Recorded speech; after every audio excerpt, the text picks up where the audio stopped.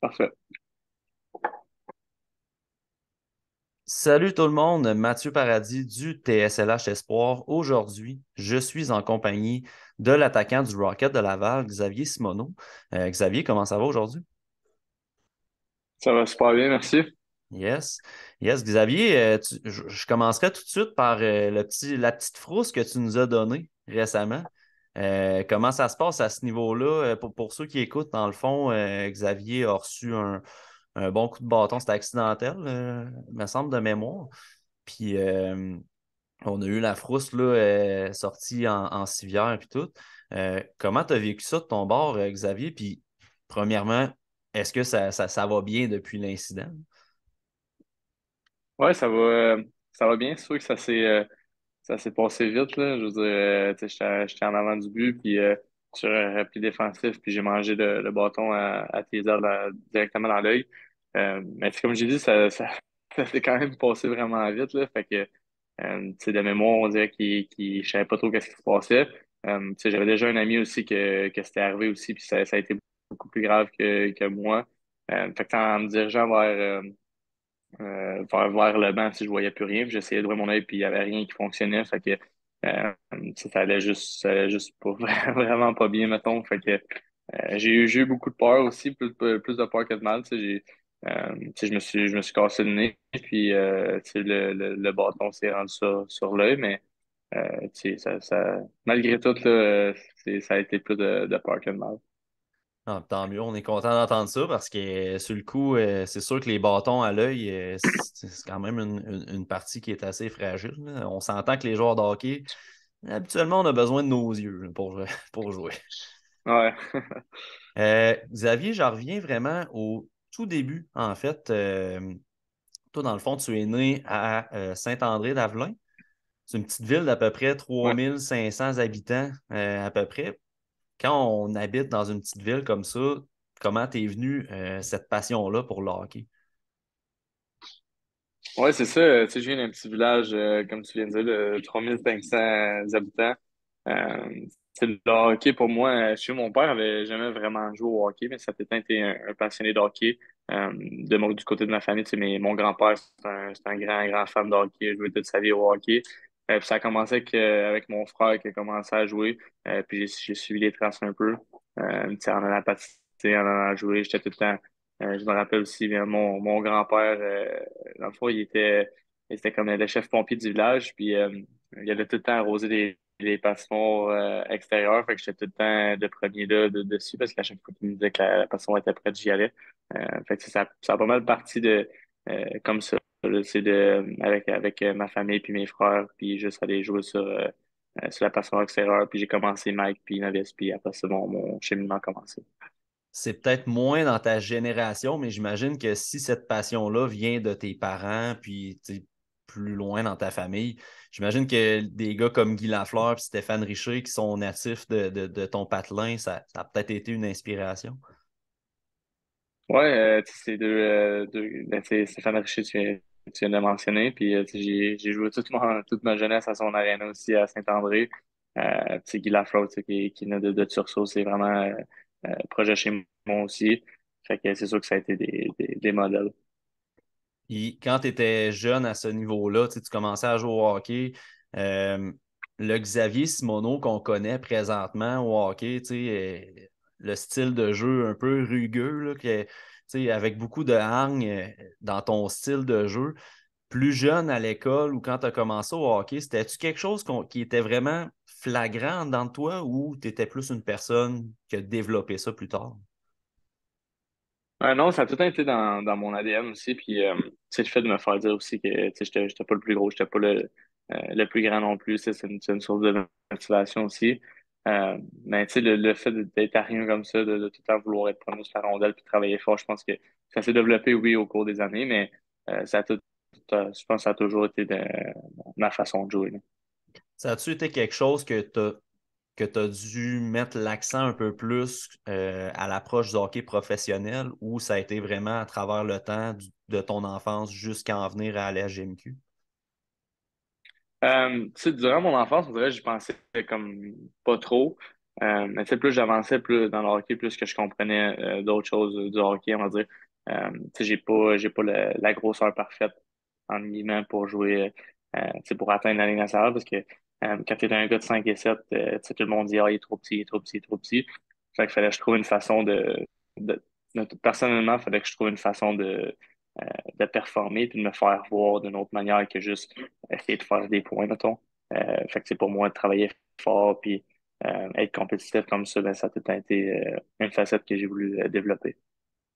On sait un peu comment ça se passe dans le hockey mineur, puis tu sais, des fois, il y en a qui sont vraiment étiquetés au niveau de l'élite, puis tout ça. Toi, tu sais, au niveau familial, au niveau de ton processus, est-ce que ça a été rapide de voir que tu avais le talent pour te rendre là ou ça a été vraiment des marches à monter à chaque année?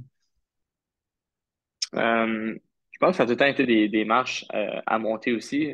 Parce que je pense que tu viens de mentionner, je venais d'un petit village que personne tu sais, couvrait. En dire, il n'y avait pas. Tu sais, je jouais dans ma petite nation, puis tu sais, mettons, je faisais mes games, mais tu sais, j'étais pas en ville, j'étais pas.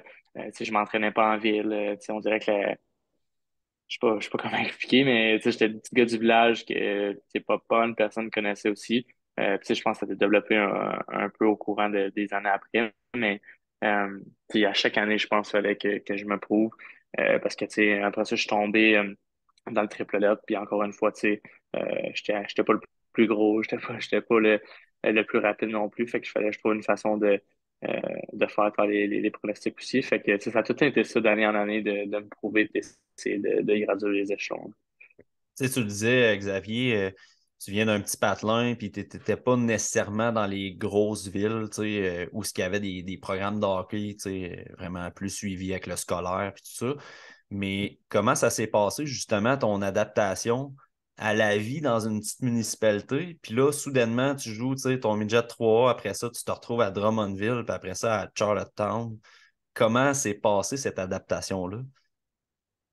Ça a été tellement vite aussi. Tu sais, tu viens de mentionner que avant, mettons, juste avant Midget, j'habitais chez nous, puis je me rappelle Joey, mon plus grand frère, il jouait aussi triple lettre, fait que mes parents partaient avec mon père partait avec Joey, ma mère partait avec moi, puis mes grands-parents partaient avec le plus jeune Jeffrey.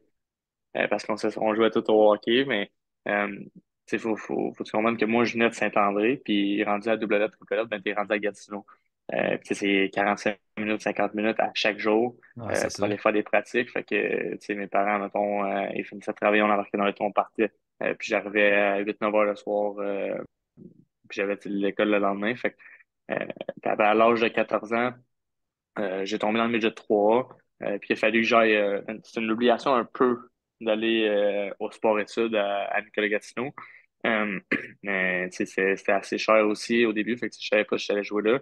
Mais après ça, j'ai décidé d'aller en pension parce que c'était beaucoup trop de voyagement pour mes parents. Tu sais, partir le matin trop tôt pour aller me porter là pour revenir avec leur travail, ça convenait pas. Donc, je partais en pension à l'âge de 14 ans. J'ai joué à 14-15 ans à Gatineau, puis après ça, je me suis fait repêcher. Mais je pense que qu'est-ce qui m'a aidé à 14 ans, tu sais, j'étais jeune de partir de chez nous, mais j'étais avec ma tante la première année. Puis la deuxième année, je décidé dans une vraie famille de pension aussi pour essayer de m'adapter à ce mode de vie-là, puis ça a super bien été. Mais tu sais, j'étais proche de chez nous aussi, fait que mes parents, ils étaient toujours à mes matchs, puis ils venaient souvent me voir aussi, donc ça s'est bien passé. Puis après ça, ben, je me suis dirigé vers Drummondville, qui est pas non plus très loin ben, c'est quand même à 3h30, mais je parle de mes parents étaient souvent là aussi pour les matchs. Non, donc ça s'est fait quand même relativement vite, puis j'étais pas habitué vraiment à la ville non plus, là. Je veux dire, j'allais à l'école de campagne, tu sais, je faisais tout en campagne, au village. Fait que c'était assez gros de partir pour la ville. J'imagine qu'avec tout ce chemin-là parcouru, tes parents doivent être fiers de voir où ce que tu es rendu aujourd'hui. Ouais, c'est sûr. Puis, tu sais, je les remercie. Je les remercierai jamais assez aussi pour ce qu'ils ont fait pour moi, pour mes frères aussi. Là. Tu sais, quand je te parle tu sais, de partir d'un bord puis de l'autre avec mes deux frères, je veux dire, c'était pas évident non plus. Puis, tu sais, mes grands-parents aussi qui ont été très bons avec nous aussi.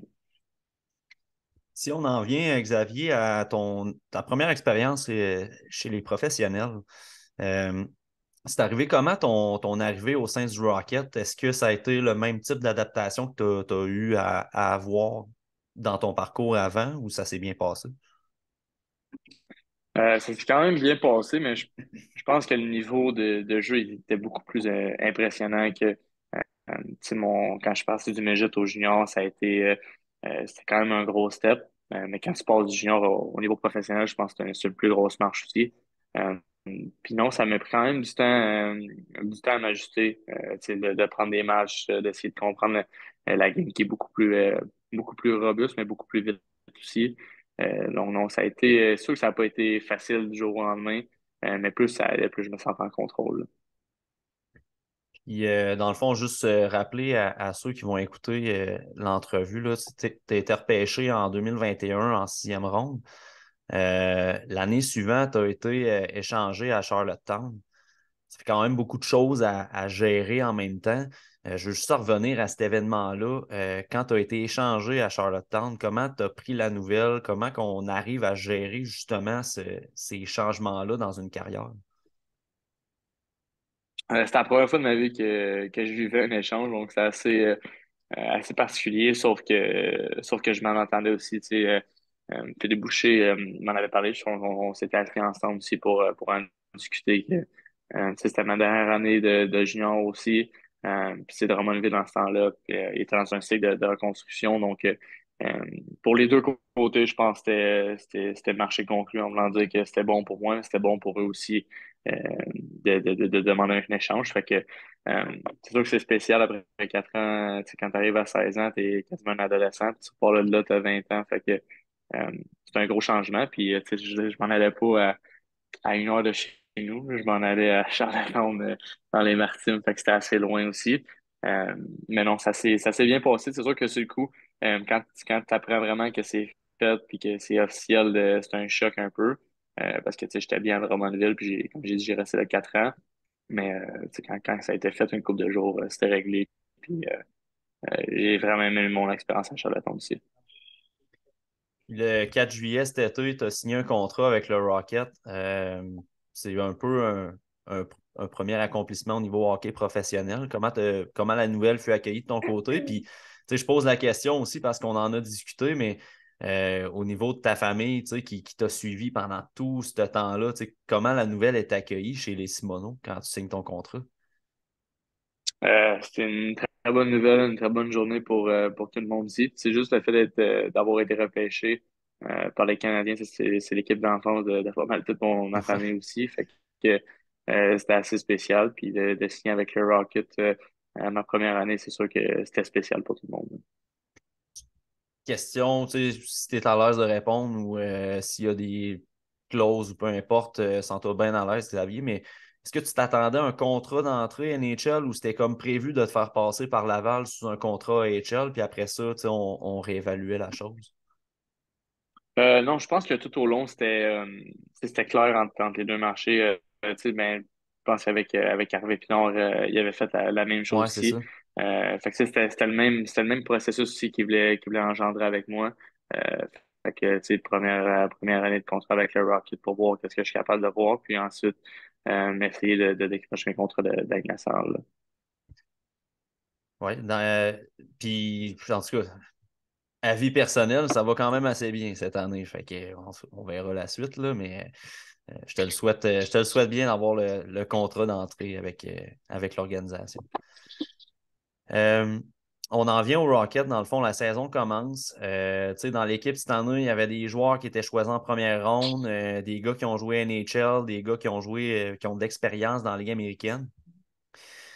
Tu es un gars qui dégage quand même beaucoup de leadership, tu sais, en général. Puis j'ai parlé avec ton ancien entraîneur adjoint chez les Voltigeurs, puis c'était beaucoup, c'était ça qui sortait beaucoup, là, tu sais, ton leadership dans le vestiaire et sous la patinoire. Est-ce que ça a été difficile justement de garder ton identité quand tu es arrivé avec le Rocket, considérant tu sais, le noyau qui est là présentement? Identité sur la glace, puis hors glace, je pense que tu sais, hors glace, c'est un peu plus différent. Mais sur la glace, tu sais, ça a tout le temps été mon ADN de travailler fort, tu sais, d'être un leader, mais tu sais, quand ça apparaît sur la glace, en travaillant fort à chaque chiffre.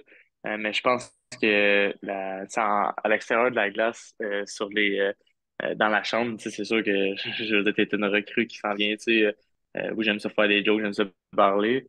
Mais tu sais, j'ai un peu plus ma langue dans ma poche en voulant dire, tu sais, je suis pas plus tu sais, je suis pas un leader tant que ça que comme j'en étais un, mettons, quand j'étais un vétéran de 5 ans dans le junior. C'est un peu plus différent quand t'arrives, tu es une recrue. Mais ça reste que tu sais, je suis toujours la même personne qui aime ça faire des jokes, qui aime ça rire, qui aime ça avoir du fun. Mais c'est comme j'ai dit, je suis pas le premier à me lever dans la chambre pour parler. Puis je pense qu'on en a qu'il y a des gars qui sont là pour le faire aussi. Fait que c'est une bonne chose. Y en a-tu justement des modèles tu sais, dans le vestiaire, là, parce qu'il y a quand même plusieurs joueurs d'expérience. Y a-tu des modèles que pour toi, au niveau du leadership, c'est du monde qui vont t'inspirer pour les prochaines années? Ouais, mais c'est sûr que tu sais, quand un gars comme Alex Belzil, comme capitaine, c'est un gars qui parle extrêmement beaucoup sur la glace puis hors glace aussi. Puis c'est un gars qui est pas gêné non plus de t'aider dans un processus. Donc, tu sais, c'est sûr que tu sais, c'est pas pour rien qu'il est capitaine non plus. C'est un leader. Puis, tu sais, quand un gars comme Gabriel Bourque, qui a des centaines de matchs dans la Ligue nationale aussi, qui est assez impressionnant aussi. Donc, tu sais, c'est des leaders qui sont vraiment importants à notre équipe, là. Une petite dernière question, Xavier, parce que je suis curieux de voir, là, je sais que cette année, avec le Rocket, on a senti qu'à plusieurs reprises, tu sais, les efforts étaient là, le travail était là, mais les victoires, c'était difficile parfois. Comment on gère justement, tu sais, on veut progresser individuellement là-dedans, mais en même temps, la progression de l'équipe, tu sais, les victoires ne s'accumulent pas. Euh, comment on aborde justement ces petites périodes creuses-là où on a de la misère à aller chercher des points au classement? Ça a été tough mentalement. Tu sais, on dirait que c'était tough physiquement aussi tu sais, en début de saison, c'était difficile. Tu sais, c'était pas qu'on jouait mal non plus. Tu sais, on se faisait pas geler non plus. Tu sais, on perdait tout le temps par un ou deux buts. Fait que, tu sais, on était là, mais on n'était pas capable d'aller chercher des victoires. Fait que ça a été difficile. Mais présentement, honnêtement, ça va super bien avec l'équipe. Tu sais, je pense qu'on met plus d'enthousiasme aussi dans nos games. On a plus je pense qu'on jouait avec le sentiment d'avoir peur de perdre euh, quand ça allait moins bien. Puis maintenant, ben, on n'a plus peur de perdre, on peut juste jouer, puis finalement, ça va super bien. Oui, effectivement. Puis en plus, avec tous les rappels, les joueurs que vous avez perdus, honnêtement, tu sais, c'est une belle adaptation qu'on voit dans le noyau présentement là, chez le Rocket. OK. Ouais, c'est ça, il y a eu bien des rappels. Tu sais, on est tellement contents pour eux aussi, mais ça laisse des opportunités à d'autres joueurs aussi d'en profiter. Fait que c'est le fun de ce côté-là. Exactement. Xavier, un gros merci pour ton temps. Super apprécié. Puis on va te souhaiter une belle fin de saison avec le Rocket. Puis on va sûrement se recroiser à la Place Belle d'ici les prochaines semaines. Parfait, merci beaucoup. All right, merci beaucoup. Bye bye. Salut.